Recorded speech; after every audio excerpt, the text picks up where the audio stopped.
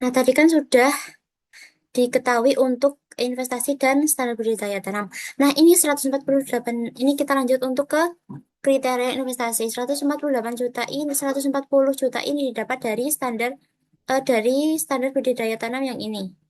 Kita masukkan saja semuanya di sini. Ini sama ini sama. Lalu untuk menjumlahkan ini yaitu dengan hasil penjualan ditambah jumlah panen, harga panen, dan nilai sisa aset. Tambah hasilnya ini, lalu kita tarik ke sini. Lalu untuk total sampai 5 tahunnya ini, yaitu dari tahun pertama kita totalkan sampai ke tahun kelima. Ini juga sama untuk totalnya ini sampai tahun kelima kita total ini juga sama.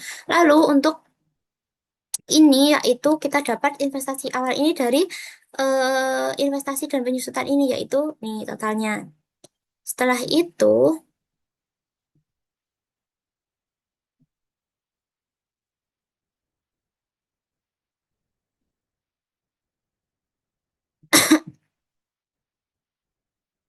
untuk yang ini, tadi mana sih? Nih, untuk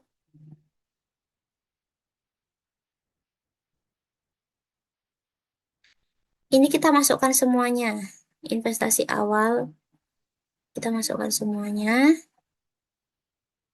Setelah itu,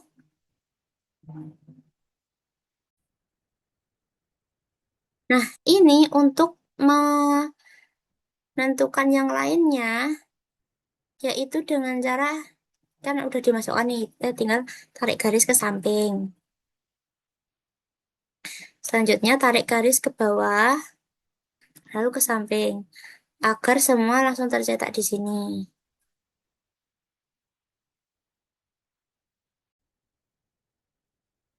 Nah, selanjutnya untuk mencari biaya tenaga kerja dan lainnya ini, yaitu ini dari total standar budidaya tanam tadi yang sudah kita hitung. Kita masukkan ke kriteria investasi, lalu digeser ke samping semuanya. Nah, setelah itu kita hitung total hasilnya berapa, yaitu contohnya ini, sum, dan kurung, ini, gini, lalu kita enter. Nah, ini sama, kita tarik garis ke bawah. Setelah itu,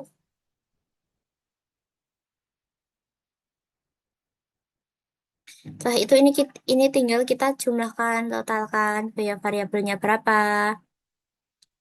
Lalu kita tarik garis ke samping, lalu kita hitung totalnya juga. Nah, untuk total biaya tetap ini juga sama. Ditotalkan untuk biaya tetapnya,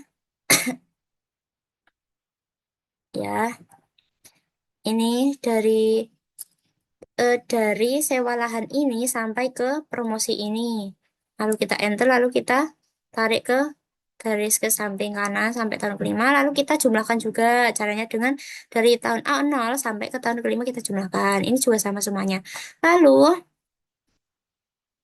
untuk menentukan total pengeluaran ini yaitu dengan cara investasi awal ditambah dengan biaya variabel ditambah dengan total biaya tetap. Ini lalu ini juga sama. Kita tarik garis ke samping lalu kita totalkan. Setelah itu eh ini ya, ini juga sama. Ini sama-sama seperti ini. Ini dengan ini sama. Lalu untuk menentukan cash flow atau net net benefit. Nah, itu dengan cara pengeluaran dikurangi dengan pemasukannya. Kita enter, lalu kita tarik ke samping kanan. Lalu setelah itu untuk kriteria investasi kondisi normal. Ini standar budidaya tanam tadi, kita buat 11%. Diskon rate-nya 11%. Lalu untuk menghitungnya, yaitu satu. Diskon rate ini, diskon faktornya ini, diskon rate, dibagi dengan satu plus, eh,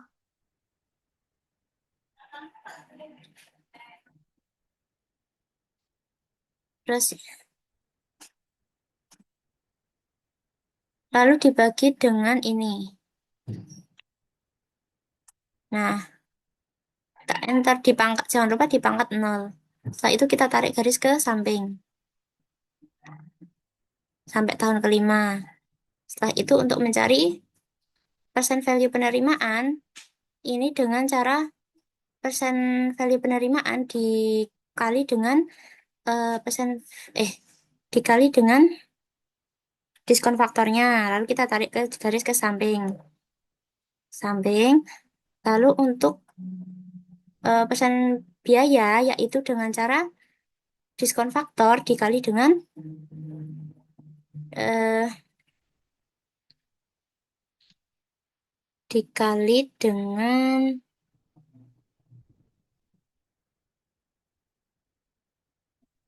dikali dengan ini pengeluarannya.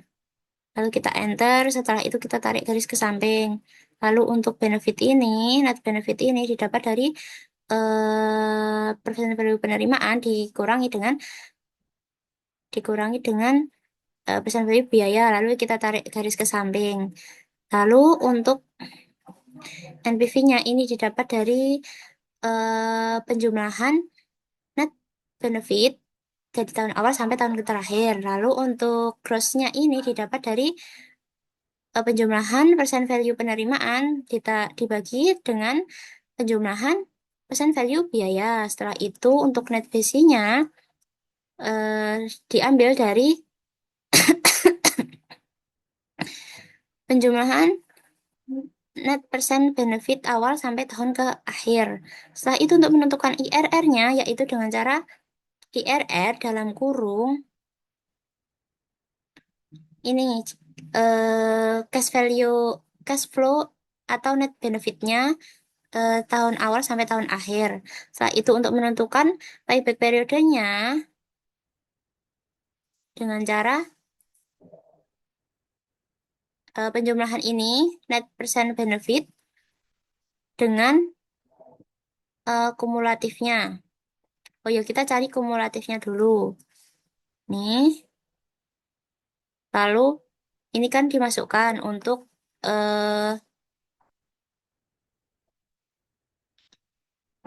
ininya net percent benefit. Lalu untuk mencari kumulatif dalam tahun pertama itu dengan cara kumulatif di tahun nol ditambah dengan tahun satu lalu seterusnya kita tinggal tarik. Nah, selanjutnya untuk mencari uh, payback periode yaitu dengan penjumlahan tadi. Ini net benefit ini dibagi dengan kumulatifnya. Nah, di sini dapat diketahui bahwa diskon rate-nya 11 ini sudah 11%. Lalu untuk NPV-nya diketahui bahwa didapat 106.309.000. Lalu untuk gross visinya adalah 1,25. Lalu untuk net visinya adalah 2,28. Lalu untuk IRR-nya 53%. Untuk payback periodenya 1,92. Nah, jadi keputusannya usaha ini dikatakan layak. Seperti itu. Selanjutnya,